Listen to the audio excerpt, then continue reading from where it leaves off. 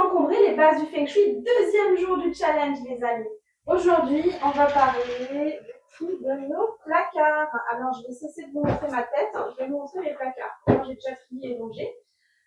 J'ai toujours un peu du stock de cartouches et de consommables comme des feuilles. Je ne montre pas tout mon bureau parce que une mariée ne montre jamais son trousseau la première soirée. Donc voilà, un petit tips. Donc voilà, écoutez, il y a toujours en Feng Shui une intention. Et c'est vrai que jusqu'à présent, j'ai emménagé au mois d'août, donc ça fait quelques mois. J'avais mis en vrac un peu, si vous voulez, en dispatch par pièce. Et j'avais jamais fait, j'avais fait un petit tri, une sorte de pré-tri. Là, j'ai fait un grand tri parce que c'est le printemps.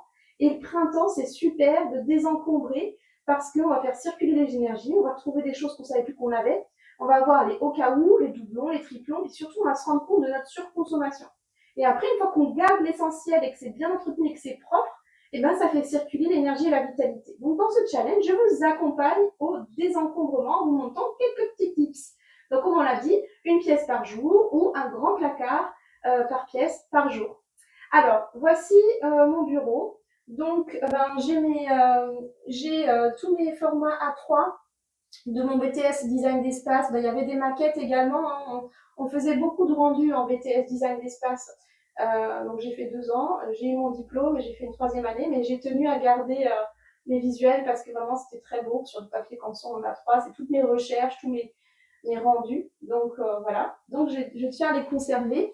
On peut bien sûr tout numériser. Hein. Moi, je suis un peu entre deux. J'ai toujours aimé le papier. Donc, je garde du papier le nécessaire strict minimum. Et le reste, je numérise sur USB. Si vous avez besoin de numériser du A3, vous pouvez aller dans un magasin Office Dépôt, pas Office Dépôt, mais les magasins de bureautique, ils ont de quoi scanner. Vous leur donnez carrément la USB et les documents et vous revenez une heure après, ils scannent tout, si vous avez beaucoup de volume. Donc voilà, là il y a les cours de BTS, ma matériothèque.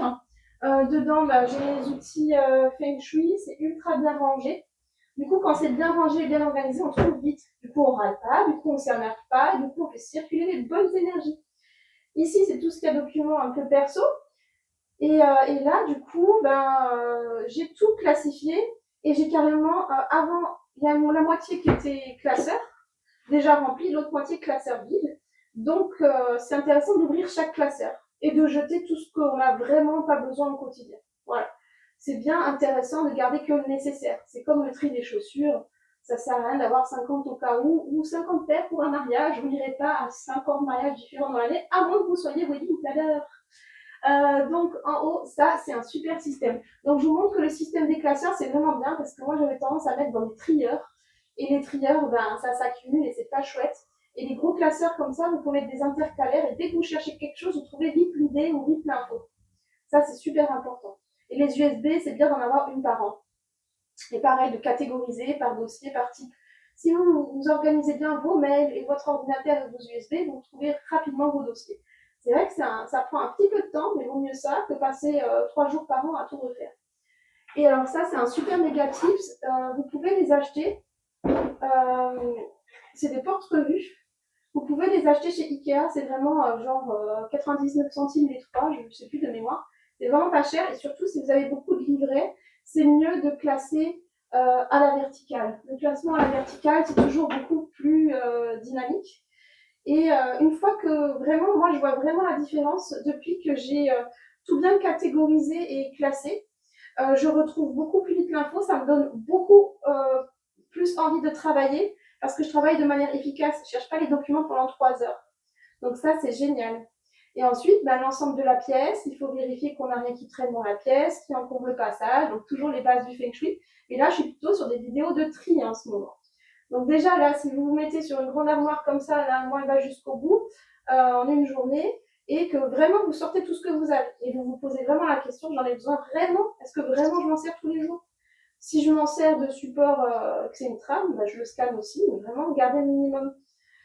Et vraiment, le fait de ranger et de trier, moi, j'avais encore d'autres affaires qui ne correspondaient pas à cette pièce, qui étaient dans ma pièce, et j'ai tout réattribué. Il faut vraiment que les livres soient tous au même endroit, les documents pro tous au même endroit, les chaussures tout au même endroit.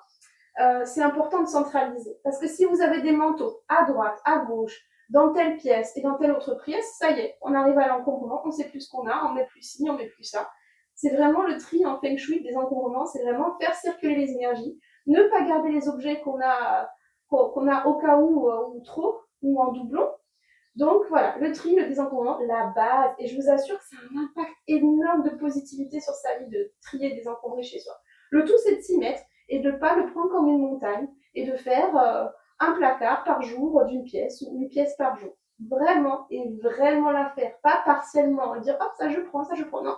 D'en haut ou jusqu'en bas. Vous voyez, moi, les loisirs créatifs, pour mes ateliers créatifs, ils sont tous là-haut. J'avais 4 caisses et je me suis rendu compte qu'il y en avait 2 qui étaient quasiment vides ou qu'il y avait des choses qui n'avaient rien à voir dedans. Donc là, c'est vraiment regroupé. Et quand je cherche, je trouve tout de suite. Allez, à bientôt pour une nouvelle vidéo.